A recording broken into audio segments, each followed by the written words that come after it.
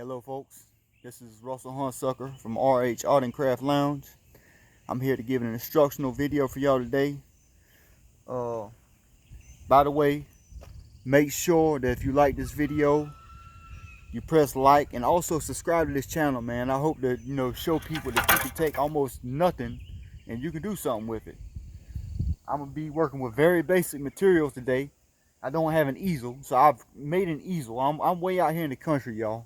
Another woods back here and all around me, so I don't have a palette, but I'm gonna take very basic things and I'm gonna make something with it. I'm gonna start something with it. So we'll start with the colors first. What I have here is I have Blick Studio acrylic, and this right here is a primary blue. Oh yeah, by the way, go ahead and anticipate making a little mess. It's nothing, no big deal. It's not gonna hurt you. Just a little bit of acrylic paint. This right here is primary blue, primary yellow, and primary red. And the reason why I had those colors right there is because you can make every other color from it with the exception of white and black. Because white inside of a prism is all colors combined and black is the absence of color. So without further ado, I'm going to go into a little bit of mixing. Alright, you have primary colors, secondary colors, and tertiary colors. Primary is going to be your red, yellow, and blue. Secondary is going to be things like purple, green, and orange. And you get those by combining other colors together. So let's go ahead and start with this.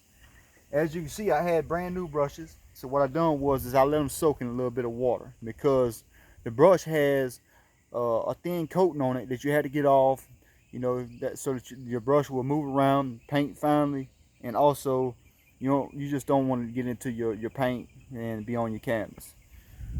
This right here, and soon after I mix the colors, I'm gonna go into another video, which is gonna be a four-part video, and we're gonna do basically a sky, a landscape, something simple. So y'all, please, once again, make sure you subscribe to this channel because this right here is a movement for me and I want y'all to be included in this. Okay? So I'm just going to take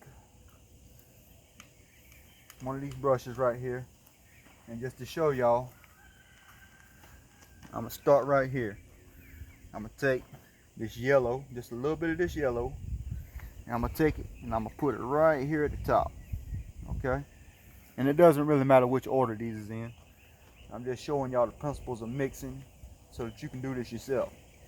I'm gonna rinse that brush out, and then also another thing that you're gonna need is you're gonna need paper towels or some type of a rag. Okay? So I'm gonna take and wipe any excess paint off of here, and I'm gonna take it. I got a clean thing of water over here. Rinse it out. As you can see, this paint right here isn't really, this isn't a thin paint. It's pretty thick. But there's other paints that you could use. You could start with paints that's more liquid light, thinner, or there's thicker paints than this right here.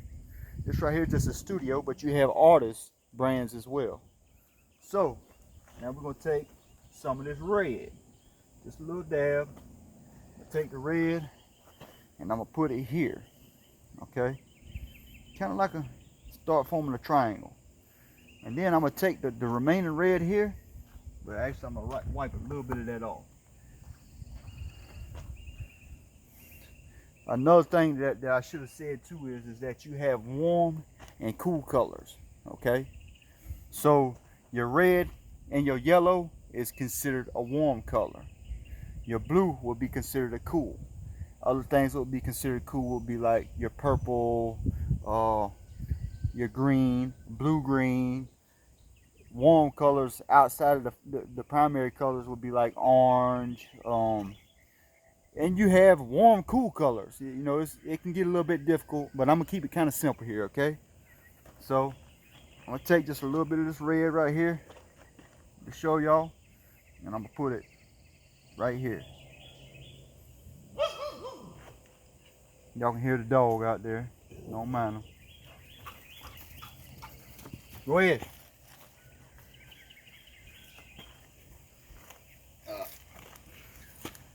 Tucker can get a little crazy. He's got a lot of energy. Sure that won't be the last time y'all see him in this video. Okay. Then I'm going to take, and I'm actually going to take a clean brush because I don't want to taint these paints. You want to try to keep your paints pure. And if you use the same brush over and over, you can taint your paints, which will change the color, the tints and stuff of them. Okay, so take this this yellow, excuse me, and I'm gonna add it to this red right here. What I'm gonna do is, I'm just gonna go like this right here. Just kind of mix it together. And as y'all see, it's starting to form a little orange. Now this right here is more towards the yellowish side. So what I would do is, I just take a dab of this red right here. Remember, you don't want too much red if you're trying to make orange. When you're making an orange color, your predominant color is going to be the yellow, this that you're mixing together. Too much red will make it basically a red orange. Okay. And I think just with y'all seeing that, y'all can see the orange starting to form. Okay. If you had more, you can mix it together, but you can see the difference. Okay. Now I'm going to put that down just for a second and put the other primary color down, blue. Once again, wipe this brush out, make sure it's clean. That way you don't taint your paints. It's important, and it's important to keep these brushes and stuff clean, y'all. After you get done with it, clean your brushes out good. I had a bad habit of not doing that in the past, and I ruined a lot of brushes. So, take just a dab of this blue, and I'm gonna come over here. Go about right there. And I'm gonna take some of this blue, and I'm gonna go here. And I'm gonna take some of this blue, and I'm also gonna go right here. Okay. So you might be wondering what I'm doing. I'm just setting the tone for my mixing. Now I'm going to create two secondary colors. Alright. Take some of this yellow, actually a good bit of this yellow, because that's a lot of blue, and I'm going to mix it with this blue, and I'm going to create a green. Y'all see that? Okay. So that's how you mix your green right there.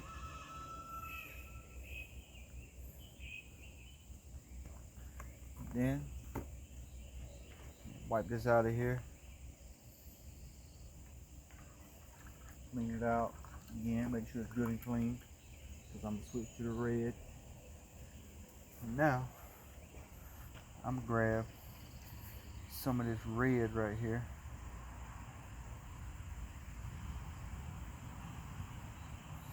and I'm going to mix it with this blue.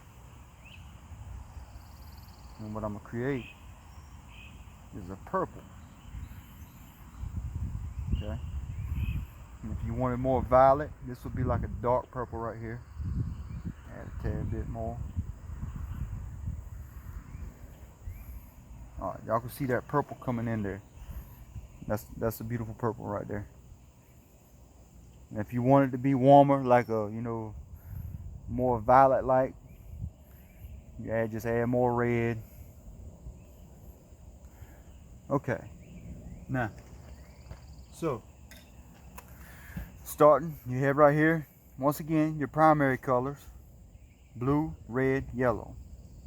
Then you got your secondary colors, which will be green, purple, and orange. And the secondary color could also be a color added to that. Well, actually, that's a tertiary color. So let me show y'all what a tertiary color is.